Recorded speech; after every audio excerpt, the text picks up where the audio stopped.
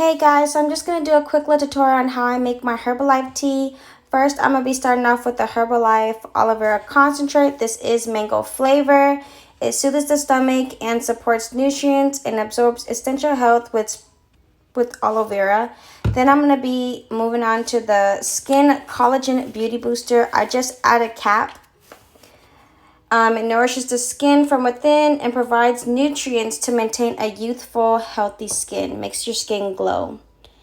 And then I'm going to be adding my herbal tea concentrate. This is raspberry flavor. They have so many flavor, guys.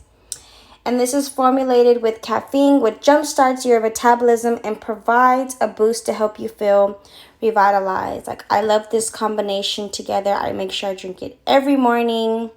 Keeps me going, and I just love it.